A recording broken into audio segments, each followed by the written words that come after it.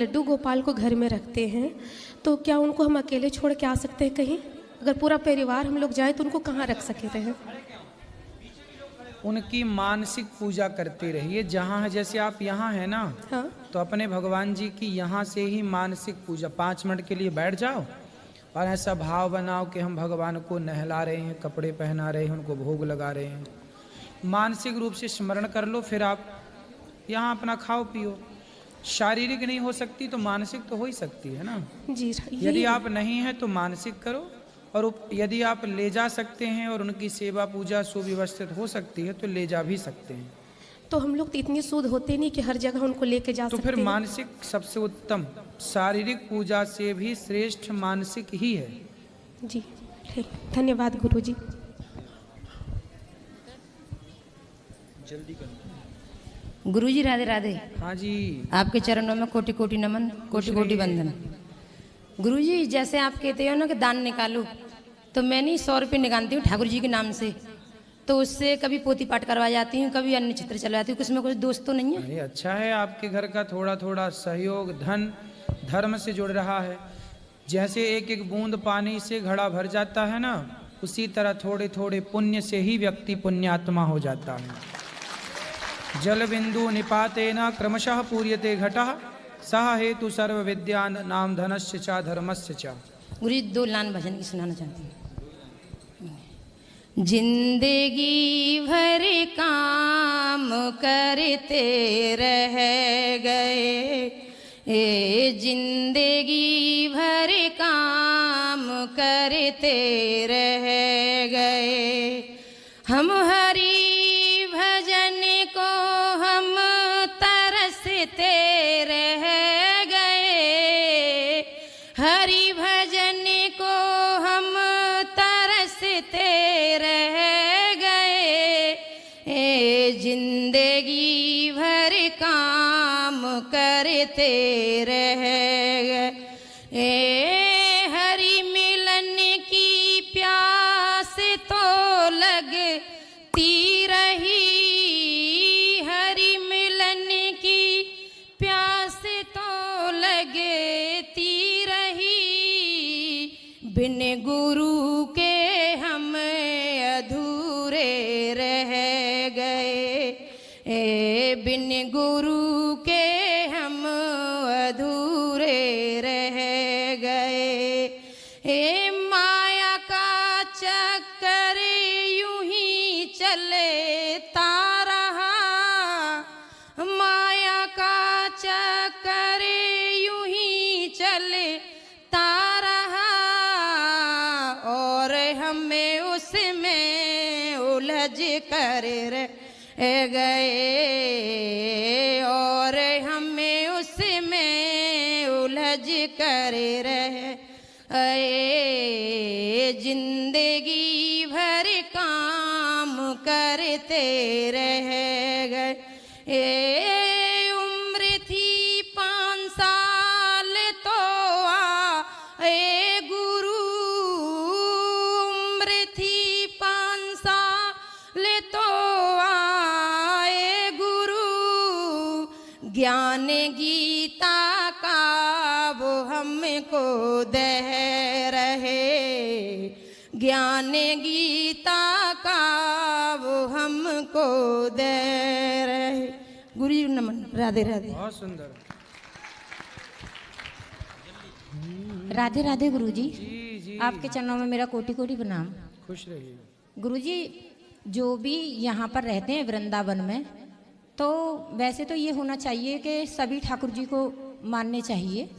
आज ना हम यमुना मैया के दर्शन करने गए थे, तो वो मतलब हमारी बिरादरी के लोग नहीं थे, तो हम उसमें बैठे, जो नाव चलती है उसमें ना वो उल्टे सीधे गाने चला रहा था जो नाव वाला था, तो हमने उससे बोला भी राधा रानी के या कृष्ण भगवान के भजन चला दो, तो वो कहता नहीं चलेगा इसमें। उसके बाद वो उसमें मतलब गुटखा खा के थूक भी रहा था, तो क्या ये ठीक है? नहीं ठीक कैसे है, ये तो गलत है। लेकिन अब ऐसा है ना कि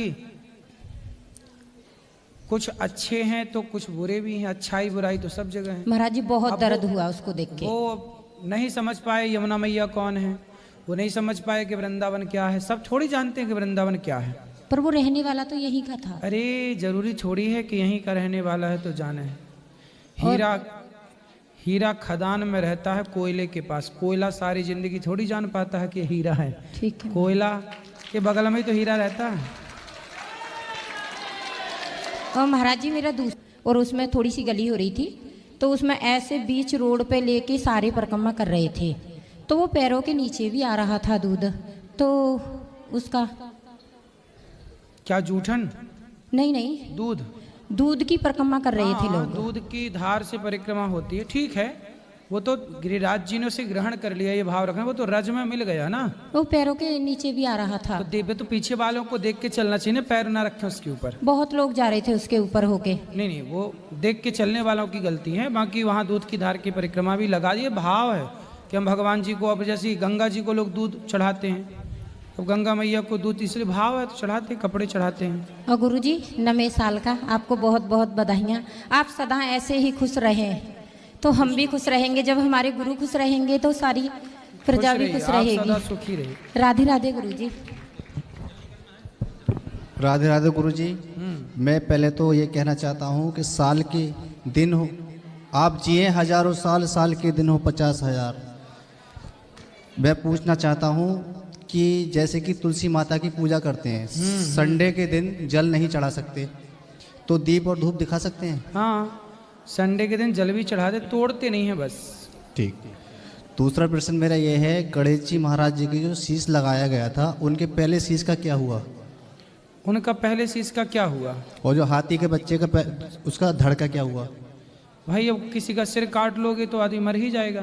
नहीं, तो हाथी का तो जो है कहा जाता, मैंने कहीं पढ़ा था इस विषय में, कि जो हाथी का सिर जब काटा गया तो बाद में भगवान ने उसका सिर फिर ठीक किया। हाथी को हाथी का सिर देकर भगवान ने कृपा से उसे जीवित किया। अच्छा। और जो गणेश जी का सिर है वो ब्रह्मा जी ने अपने पास रख लिया। ठीक। गुरुजी राधे राधे। गुरुजी राधे राधे। जी गुरुजी मेरे 2 प्रश्न हैं आपसे। बोलो। गुरुजी पहला प्रश्न मेरा ये है, राम नाम सत्य है, ये जब अर्थी जाती है तब नाम लिया जाता है, ठीक है। अब जब शादी विवाह कुछ काम होता है, अच्छा काम, तो वहाँ पर राम नाम सत्य बोलने पर क्यों यह अशुभ माना जाता है? अशुभ नहीं माना जाता। नहीं गुरुजी, मैंने आजमाया है, एक बार बोला था तो यह अशुभ बताया था। अच्छा ये बताओ, हाथ से आदमी खाता भी है, ठीक है, और हाथ से शौच भी करता है, ठीक। तो खाते समय शौच कर सकते हो? नहीं। फिर हाथ तो वही है ना, लेकिन किस हाथ को किस टाइम पे कहाँ ले जाना है, इसकी भी तो एक मर्यादा है। ठीक है। किसको कहाँ बोलना है, ये भी तो एक मर्यादा है। चलिए गुरुजी राधे राधे। एक प्रश्न और था गुरुजी, अब तो बताना। राम नाम कृष्ण नाम सदा बोलिए।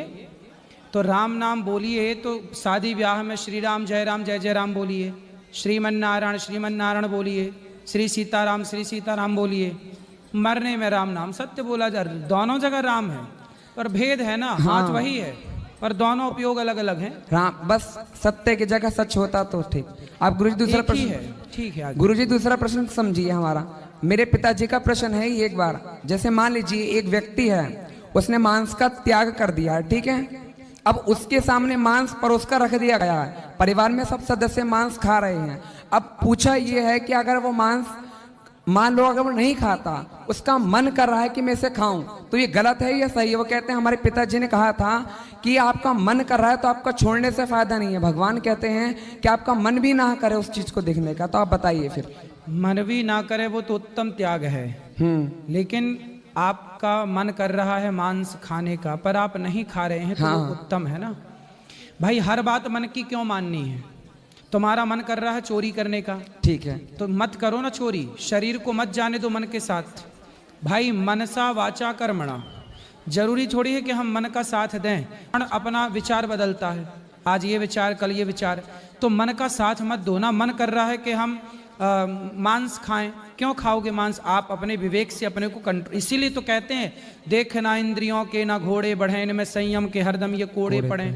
इसलिए संयमी बनो। इसलिए हमारे यहाँ क्या बोलते हैं? संयमी। जो संयमी हो जाए उसी को संत कहते हैं। राधे राधे। गुरुजी अभी हम जहाँ पर रहते हैं मुरादाबाद में, हमने आपकी कथा से सुनकर हम प्रभात फेरी वहां निकालते थे, ठीक। अब प्रभात फेरी गुरु जी कृपा से इतनी बढ़ गई कि हमसे लोग घर घर में कीर्तन कराने लगे, ठीक। अब कीर्तन करने के बाद हम एक घर में, अभी आपके आने से पहले ये भी हमारे साथ कीर्तन करते हैं, ढोलक बजाते हैं, हम गाते हैं। अब हम एक दिन कीर्तन कर रहे थे, यहाँ आने से पहले 30 तारीख के दिन कीर्तन था और फूलों की होली भी थी वहाँ। तो कीर्तन की पूरी व्यवस्था हो गई, प्रसाद भी वहां बन गया, मगर घर के पड़ोस में मृत्यु हो गई थी। तो मैया ने हमसे कहा कि बेटा हम कीर्तन नहीं करा पाएंगे। तो मैंने बोला मैया कीर्तन तो आप करा लो, हम ढोलक के ताली के कुछ भी नहीं करेंगे, केवल आरती कर देंगे, मगर आप कीर्तन को मना मत करो।